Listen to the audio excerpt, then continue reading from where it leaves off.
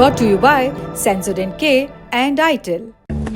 बस पैक नहीं है। SLS पैराफिन और दूध का करंट भी कौन? तो लाइफ का करंट ऑन? कुछ भी। तो ट्राई करके देख ले। सेंसोडेंट के toothpaste for sensitive teeth. America के चैप्टर को यहीं विराम देते हैं और अब गाजा की खबर लेते हैं, जहां 15 जनवरी 2025 को हमास और इजराइल ने युद्ध विराम की शर्तें मान ली। इसके बाद से ही गाजा में चल रही 15 महीने की जंग रुक गई है। हम दुनियादारी के पिछले एपिसोड में युद्ध विराम की शर्तें और उसके होने वाले संभावित असर पर बात कर चुके हैं। देखना चाहते हैं तो लिंक उसका भी डिस्क्रिप्शन बॉक्स में।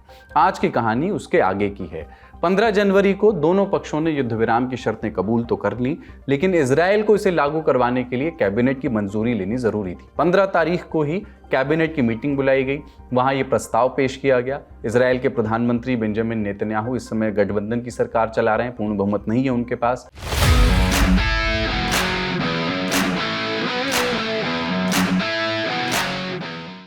उन्होंने कुछ कट्टर दक्षिणपंथी पार्टियों से भी गठबंधन किया हुआ है। उनके कुछ नेता नेतन्याहू की कैबिनेट में भी शामिल हैं। वे युद्ध विराम प्रस्ताव का विरोध कर रहे थे। उनका कहना था कि हम एक तरह से हमास के आगे सरेंडर कर रहे हैं। इन नेताओं ने युद्ध विराम प्रस्ताव का विरोध किया, लेकिन 2 दिन की बहस के बाद जैसे तैसे इस प्रस्ताव को मंजूरी आखिरकार मिल गई। कैबिनेट में प्रस्ताव पास होते ही इजराइल की सरकार से एक इस्तीफा आया। इस्तीफा देने वाले व्यक्ति का नाम था इतमार बेन क्विर। इनका इस्तीफा चौंकाने वाला नहीं था। पहले से ही वो कहते आ रहे थे कि हमें हमास के खात्मे तक ये जंग जारी रखनी चाहिए। अगर हमने उनके साथ कोई डील की तो मैं सरकार से अपना समर्थन वापस ले लूंगा, और ऐसा ही हुआ भी। कौन है बेन ग्विर और उनके जाने से नेतन्याहू की सरकार पर क्या असर पड़ेगा, ये समझते हैं। बेन ग्विर नेतन्याहू की सरकार में नेशनल सिक्योरिटी मिनिस्टर की जिम्मेदारी निभा रहे थे। इनकी पार्टी का नाम है आत्मा यहूदित। 2022 में इजराइल में चुनाव हुए थे। इसमें बेन ग्विर ने धार्मिक पार्टियों की गठबंधन के साथ जाना बेहतर समझा। उस गठबंधन का नाम था रिलीजियस ज़ायनिस्ट पार्टी अलायंस। चुनाव में इस गठबंधन ने 14 सीटें जीती। इनमें से 6 सीटें बेन ग्विर ने जीती, अकेले उनकी पार्टी ने जीती। इसलिए ये गठबंधन टिक नहीं पाया और संसद में जाकर के टूट गया। इजराइल की संसद में 120 सीटें हैं कुल, बहुमत के लिए 61 की जरूरत होती है। उस चुनाव में नेतन्याहू की लिकुड पार्टी को महज 32 सीटें हासिल हुई थी। बहुमत के लिए उन्हें 29 और सीटें चाहिए थी, इसलिए नेतन्याहू ने दूसरी पार्टियों का समर्थन लेना शुरू किया। बेन ग्विर भी नेतन्याहू को समर्थन देने को राजी हुए। जंग की शुरुआत से ही वो गाजा पर कब्जे की बात कह रहे हैं। जब बेन ग्विर सरकार में शामिल थे तो कहा करते थे कि जंग खत्म होने के बाद इजराइल को गाजा में सेटलमेंट्स का निर्माण शुरू कर देना चाहिए। बेन ग्विर खुद भी वेस्ट बैंक के एक सेटलमेंट में रहते हैं। सेटलमेंट उन यहूदी बस्तियों को कहते हैं जो फिलिस्तीन की जमीन पर बिना इजाजत के बनाई गई हैं। यूनाइटेड नेशंस और अंतर्राष्ट्रीय समुदाय इन बस्तियों को अवैध कब्जा बताते हैं। बेन ग्विर कई बार अल अक्सा मस्जिद का दौरा कर चुके हैं। इससे वेस्ट बैंक में माहौल भी खराब हुआ है। उन्हें नस्लवाद और आतंकवादी संगठन का समर्थन करने जैसे अपराधों के लिए 8 बार दोषी ठहराया गया है। जब वो इजराइल की सरकार में शामिल हुए थे तब नेतन्याहू की खूब आलोचना भी हुई थी। ग्विर के इस्तीफे पर Israeli newspaper the Jerusalem Post में एक रोचक एनालिसिस छपा है। इसका शीर्षक है history repeats itself, Ben Gvir follows Netanyahu's 2005 strategy. इस लेख को लिखा है इजराइल के वरिष्ठ पत्रकार हर्ब किनोन ने। इस टिप्पणी के कुछ अंश आपको बताते हैं। हर्ब लिखते हैं कि बेन ग्विर एक कुशल राजनेता है। उन्होंने प्रधानमंत्री नेतन्याहू से प्रेरणा लेते हुए ही ये इस्तीफा दिया है। नेतन्याहू ने भी 20 साल पहले इसी वजह से इजराइल की सरकार से इस्तीफा दिया था। 2005 में एरियल शेरॉन इजराइल के प्रधानमंत्री थे। उन्होंने उस साल गजा पट्टी से इजराइल की वापसी का ऐलान किया था। शेरॉन की सरकार में नेतन्याहू उस समय फाइनेंस मिनिस्टर का पद संभाल रहे थे, वित्त मंत्री। उन्होंने इस फैसले के विरोध में इस्तीफा दे दिया था। उस समय नेतन्याहू ने कहा था कि गजा आतंकियों के लिए अड्डा बनता जा रहा है। हमास यहाँ लगातार मजबूत हो रहा है, ऐसे में हमें गजा नहीं छोड़ना चाहिए। 20 साल बाद वो खुद प्रधानमंत्री हैं और बेन ग्विर कमोबेश ऐसा ही तर्क देते हुए इस्तीफा दे रहे हैं। कह रहे हैं कि हमें हमास के साथ युद्ध विराम नहीं करना चाहिए था। हर्ब किनोन अपनी टिप्पणी में आगे लिखते हैं कि बेन ग्विर अच्छी तरह जानते हैं कि उनके गठबंधन से समर्थन वापस लेने से युद्ध विराम के फैसले पर कोई असर नहीं पड़ेगा, क्योंकि उनके पास कम सीटें हैं। लेकिन इस इस्तीफे से वो आने वाले चुनाव में बड़ी जीत हासिल कर सकते हैं। इस्तीफे से उनके दक्षिणपंथी वोटर्स में बढ़ोतरी हो सकती है।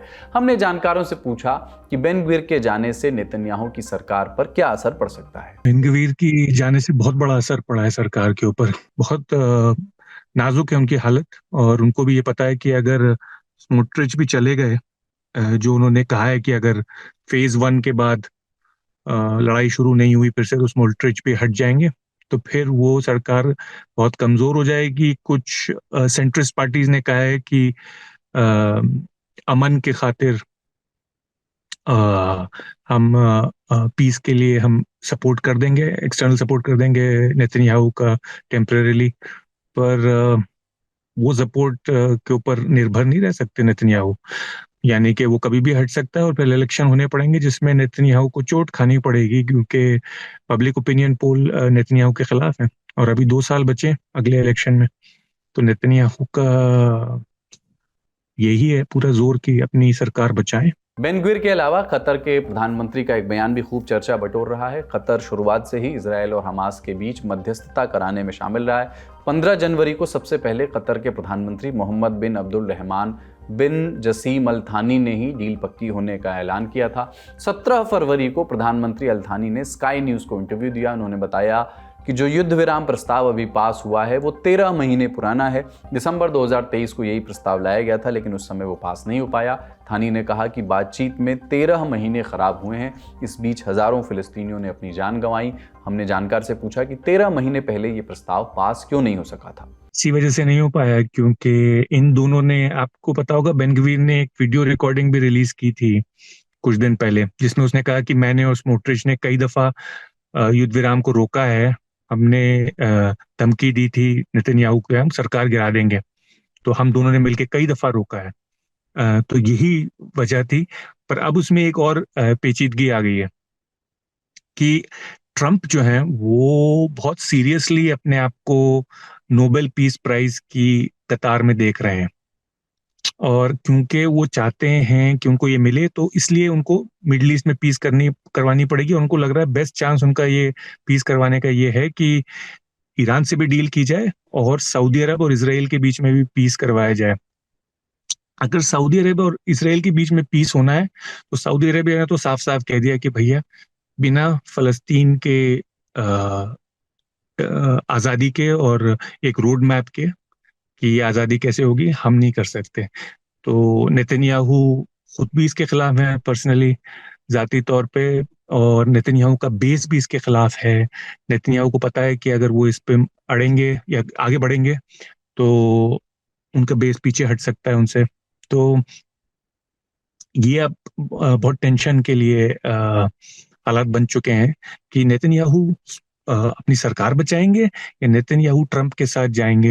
अगर ट्रंप के साथ जाएंगे तो उनकी सरकार खतरे में है, और अगर सरकार बचाएंगे तो ट्रंप नाराज हो जाएगा, और ट्रंप नाराज हो गया तो आपको पता है कि उसके तो फिर बहुत बुरे नतीजे होते हैं। तो बड़ी कॉम्प्लिकेटेड सिचुएशन है, इसी वजह से नहीं हो पाया नवंबर में। यही चीज पूरी डिस्कस हो चुकी थी, पर नेतन्याहू ने चालाकी से सारा ब्लेम हमास पे डाल दिया था उस वक्त, और वेस्टर्न मीडिया भी यही रिपीट करे जा रहा था। असल में प्रॉब्लम थी नेतन्याहू के कोलिशन में। तो इजराइल की खबर में आज इतना ही। जाते जाते 2 सुर्खियां भी जान लीजिए। पहली सुर्खी अमेरिकी राज्य कैलिफोर्निया के लॉस एंजलिस शहर में लगी आग से जुड़ी हुई है। अभी वहां पूरी तरह आग पर काबू नहीं पाया जा सका। हमने इस आग की पूरी कहानी आपको दुनियादारी के कई एपिसोड्स में बताई है, उनमें से कुछ का लिंक डिस्क्रिप्शन में दे रहे हैं। फिलहाल ताज़ा अपडेट्स। सबसे पहले पैसिफिक पैलिसेड्स इलाके से इसकी शुरुआत हुई थी। इसका नाम है पैलिसेड्स फायर। इस वक्त 23,700 एकड़ इलाके तक ये वाली आग फैल चुकी है। इस पर अभी 56% तक काबू पाया गया है। दूसरी है ईटन फायर। ये आग करीब 14,000 एकड़ जमीन को अपनी जद में ले चुकी है। इस पर 81% तक काबू पा लिया गया है। माना जा रहा है कि ये लगभग कंट्रोल में है। इसके अलावा अब तक कुल 27 लोगों के मारे जाने की खबर है। इस शहर के लोग अभी भी राहत की सांस नहीं ले पा रहे। वेदर फोरकास्ट का कहना है कि 20 और 21 जनवरी को सेंटा एना विंड्स एक बार फिर तेज हो सकती हैं। इस आग को फैलाने में इन हवाओं का बड़ा हाथ बताया जाता है। 20 और 21 जनवरी के लिए पूरे दक्षिणी कैलिफोर्निया में रेड फ्लैग वार्निंग जारी की गई है। इस तरह का मौसम 23 जनवरी तक देखा जा सकता है। बारिश के कोई आसार नहीं है। हवा में ह्यूमिडिटी 2% से 5% के बीच ही रह रही है। आग के ओरिजिन को लेकर के छानबीन भी जारी है। कुल 17 लोगों के खिलाफ जांच चल रही है। इस बीच डोनाल्ड ट्रंप ने ऐलान किया है कि वो 24 जनवरी को कैलिफोर्निया का दौरा करेंगे। वो आग को लेकर पहले ही स्थानीय अधिकारियों पर लापरवाही का आरोप लगा चुके हैं। दूसरी सुर्खी है पड़ोसी देश म्यांमार से। यहाँ सैन्य सरकार और विद्रोही गुट के बीच जंग चल रही है। 2021 से ही म्यांमार में मिलिट्री रूल चल रहा है। इसके विरोध में कई विद्रोही गुट कूद गए हैं। 19 जनवरी को एक विद्रोही गुट अरकान आर्मी ने कहा कि सेना के हवाई हमले में 28 लोग मारे गए हैं और 25 घायल हो गए हैं। म्यांमार में चल रहे गृह युद्ध पर हमने दुनियादारी के एक एपिसोड में विस्तार से बात की है, उसका लिंक भी आपको डिस्क्रिप्शन में दे रहे हैं। खबरों का सिलसिला यहीं तक। आज का दुनियादारी यहीं समाप्त होता है। शुक्रिया। शुभ रात्रि।